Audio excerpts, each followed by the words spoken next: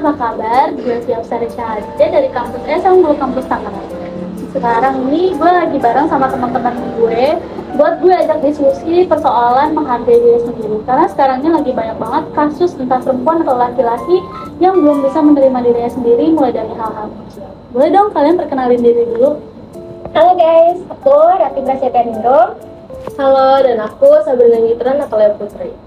Oke, menurut kalian nih menghargai diri itu apa sih? Mungkin mulai dari Bina dulu boleh?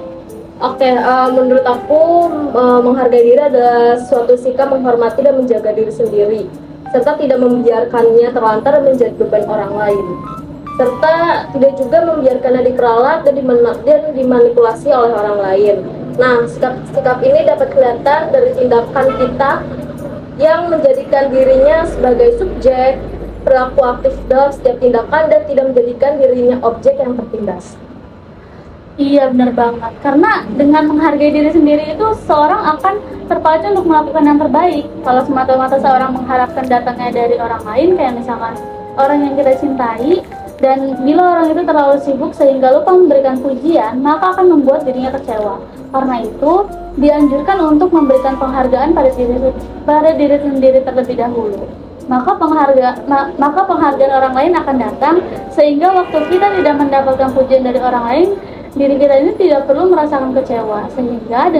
Sehingga yang perlu kita lakukan adalah bersyukur karena kita mempunyai potensi dan mempunyai banyak keberuntungan. Dan juga dengan mengembangkan harga diri berarti memperluas kapasitas untuk mencapai kebahagiaan. Semakin kokoh harga diri seseorang, maka akan semakin kreatif dalam bekerja. Semakin hormat dan bijak adalah memperlakukan orang lain karena tidak memandang orang lain sebagai ancaman. Jadi, mengembangkan perasaan yang kuat terhadap menghargai diri sendiri dapat membantu seseorang memaksimalkan potensinya. Mengembangkan hubungan yang sehat dan membuat semua orang di sekitarnya melihat dirinya sebagai seseorang yang patut untuk dihormati. Jika seseorang benar-benar ingin menghormati diri sendiri, maka harus menerima dirinya sendiri dan berusaha menjadi seseorang yang diinginkan.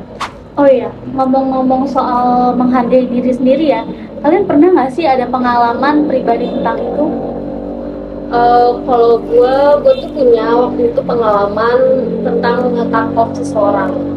Jadi menurut gue dia tuh tidak baik untuk diri gue sendiri. Nah dia ini ketika gue menceritakan tentang pencapaian gue, karena gue merasa gue bangga dengan pencapaian apa yang gue raih, tapi dia tidak memberikan respon yang baik, sehingga gue merasa kayak kenapa dia malah membandingkan diri dia dengan pencapaian yang ada di diri gue, dan itu membuat gue sangat merasa rendah diri karena gue merasa apa yang gue lakukan apakah salah, terus apakah pencapaian yang gue raih itu kurang atau enggak gitu. Jadi gue merasa kayak mencari-cari kesalahan diri gue dan malah pressure diri gue untuk lebih dari yang gue capai pada saat itu, sehingga ya udah gue nge-cut off dia dan gue ngerasa sekarang hidup gue tanpa pressure dan gue bisa nyaman dengan hidup gue yang saat ini. Oke. Kalau dari Rati ada juga nggak pengalaman pribadi bagaimana cara lu menghadapi kayak gitu? Wah, kita sama nih Din, sama-sama meng-cut off orang toksik. Tapi kalau gue pribadi tuh pernah menjalin hubungan yang dimana hubungan tuh toksik. Toksik tuh kan banyak jenisnya ya. Ada yang udah main tangan, terus ada juga yang secara verbal.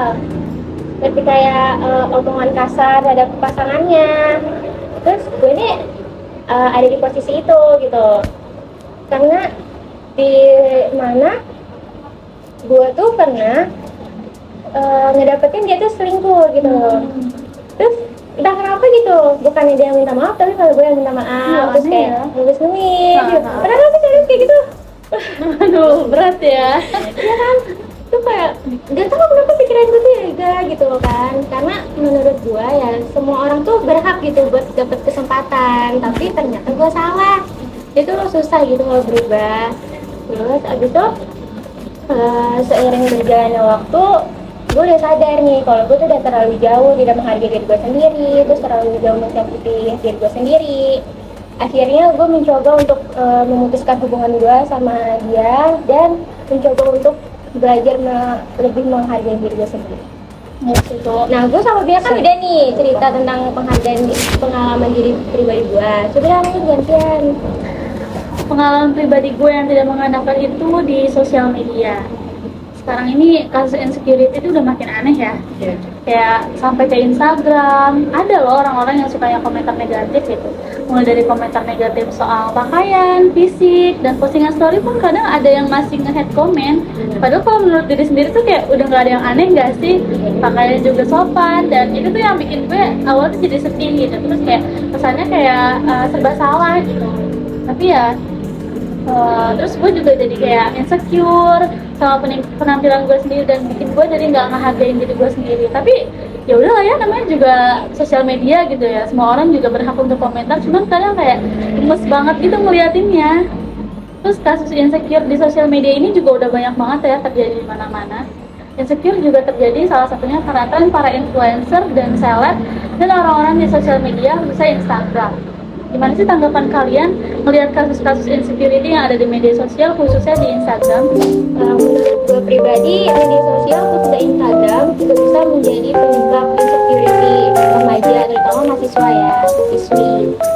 Media sosial menimbulkan rasa tidak puas terhadap diri sendiri karena standar ideal dan kehidupan sempurna yang digambarkan di media sosial seperti memaksa remaja, khususnya perempuan untuk menjadi pemimpin.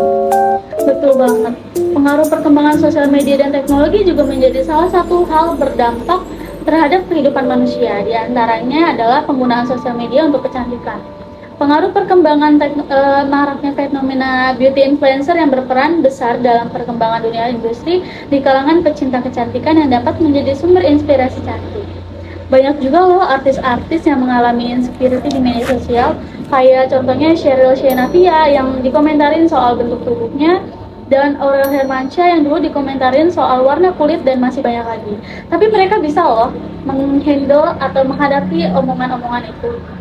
Ya, namanya juga standar kecantikan yang berasal dari masyarakat, menciptakan ide dan standar dengan cara membandingkan seseorang dengan orang lain, sehingga menetapkan standar yang tidak realistis karena masyarakat Indonesia memiliki banyak sekali ras yang berbeda-beda. Contohnya masalah warna kulit.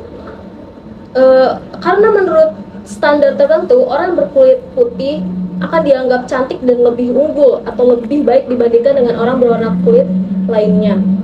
Padahal kebanyakan orang Indonesia memiliki ciri khas warna kulit langsat dan terkesan lebih warm. Bisa dibilang bahwa di zaman sekarang orang-orang dituntut untuk menjadi sempurna di media sosial, khususnya Instagram. Mereka menutupi kekurangan yang mereka miliki dan hanya membagikan kelebihan atau hal positif saja di Instagram. Namun, kebanyakan orang malah merasa bahwa orang-orang yang terlihat sempurna di Instagram tidak memiliki kekurangan. Padahal mereka hanya tidak membagikannya saja, kan? Karena untuk membentuk citra media di sosial. Nah, untuk menghindari atau mengurangi perasaan insecure, dibutuhkan sikap penerimaan diri, yaitu self-acceptance, di mana individu harus menerima kekurangan dan kelebihan yang ada pada dirinya sendiri, tanpa membandingkannya dirinya pada orang lain. Nah, setuju banget tuh dengan pernyataan bahwa kita harus memiliki sikap penerimaan diri. Nah, bentuk penerimaan diri yang pernah gue alamin itu adalah waktu gue ketolak SNBP dan 5 kampus lainnya. Wow. Jadi waktu itu kan tahun lalu kan kita udah pada lulus SMA, kita semua pada menuju lah ke kampus impiannya masing-masing gitu, untuk meraih cita-cita kita. Tapi waktu itu gue apply salah satu kampus dengan jurusan yang gue mau. Terus kemudian disitu gue udah optimis banget tuh kalau gue bakalan masuk situ, karena gue percaya diri dengan nilai gue, dan juga alumni sekolah situ juga kebanyakan keterima di kampus tersebut. Terus kemudian beberapa waktu berlalu, terus sampai pengumuman SNBP itu waktu itu sore-sore, gue ngebuka pengumuman tersebut dan ternyata gue ditolak. Padahal di situ gue udah ngerasa optimis banget gitu kalau gue tuh bakalan masuk.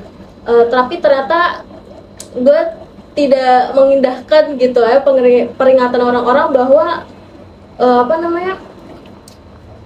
bisa lulus dari SNBP atau keterima dari SNBP itu adalah jalur gaib.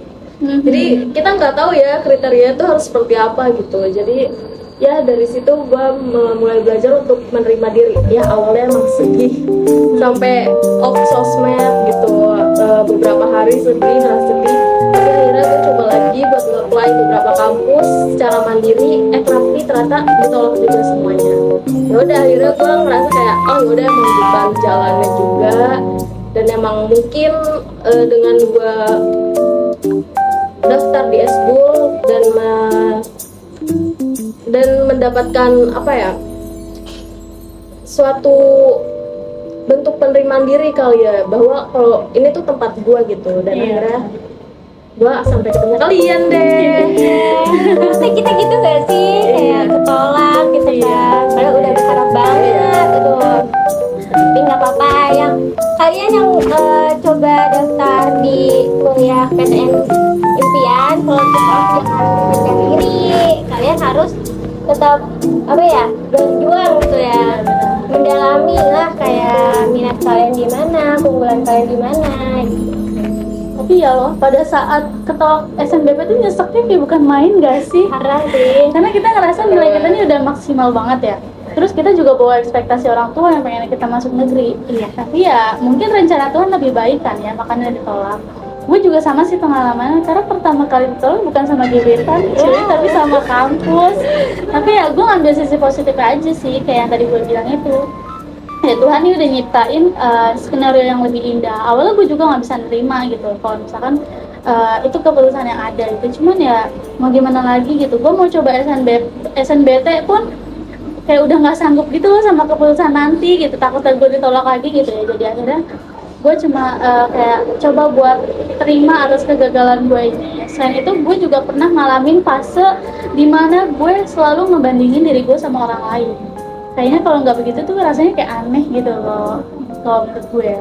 Padahal itu tuh nggak boleh ya, cuma pada saat itu gue ngerasa kayak benar-benar nggak bisa aja gitu kan menerima diri gue yang kayak gini, selalu ngebandingin diri gue sama orang lain. Itu sih sifat gue yang masih kebawa sampai sekarang. Cuma sekarang kayak yang lebih ya udahlah ya, semua orang punya porsinya masing-masing, jadi kayak itu sih yang bisa bikin gue jadi lebih sadar gitu.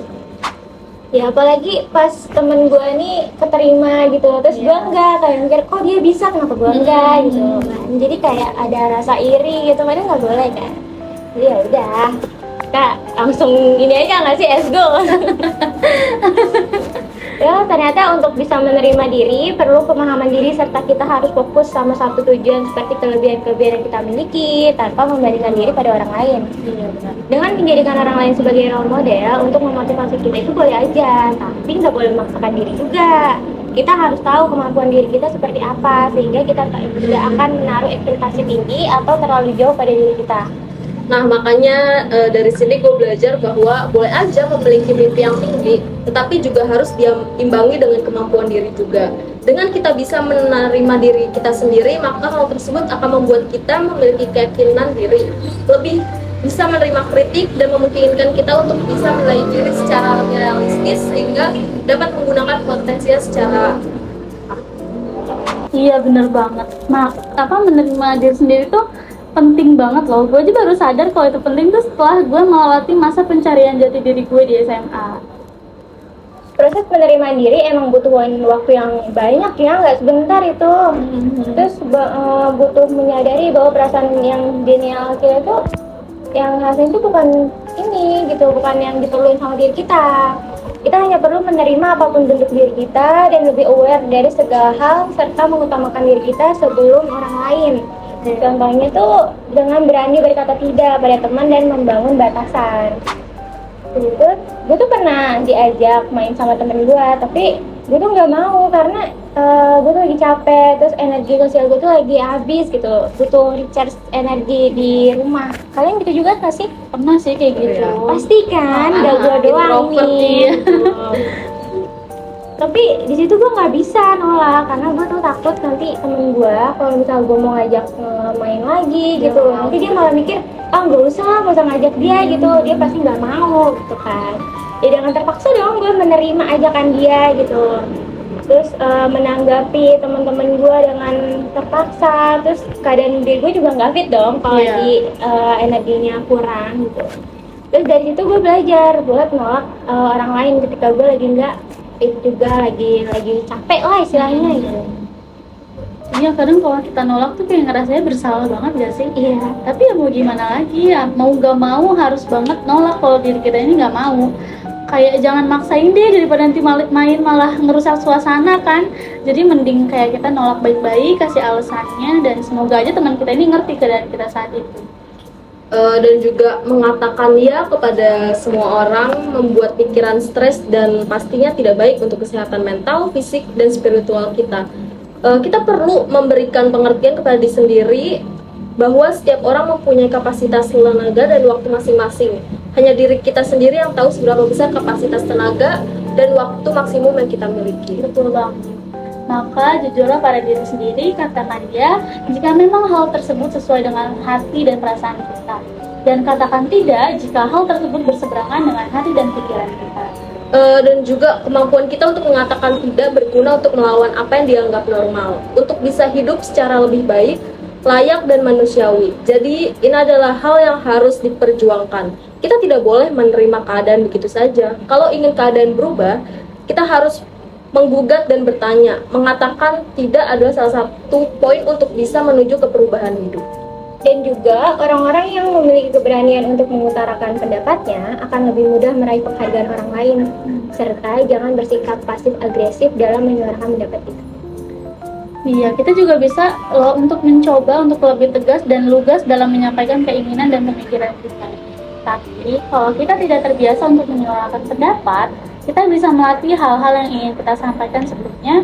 Dan menyuarakan pendapat itu nggak sama kayak menghakimi semua hal yang terjadi di sekitar kita tuh.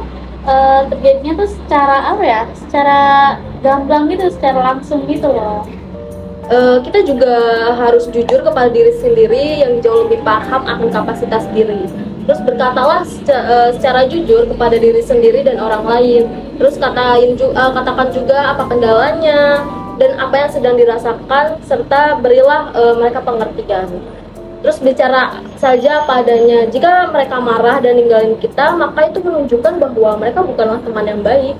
Jangan sampai kita menyibukkan diri untuk orang yang salah. Bener banget. Cara kita menghargai diri sendiri tuh ternyata ada banyak ya. Dan kadang hal-hal yang menurut kita sepele tuh dan kita anggap nggak penting malah berdampak banget buat diri kita ke depannya gitu. Dengan kita menerima diri sendiri apa adanya, lebih mendahulukan diri daripada orang lain, serta berani berkata tidak adalah bentuk dari menghargai diri sendiri. Wah, pembahasan kita kali ini seru banget ya. Sampai-sampai kita ini larut banget sama pembicaraan kali ini. Oke deh, mungkin itu aja yang bisa kita sampaikan. Semoga bisa menjadi motivasi buat kita semua untuk bisa lebih menghargai diri sendiri dan bisa menghadapi komentar-komentar negatif di sosial media. Kalau gitu, gue Syahla, Gue Rati, Gue Sabrina dari Tiba-Tiba Podcast, pamit undur diri. dadah. Gini aja, Itu buat berhentiin gitu aja. Iya bener banget.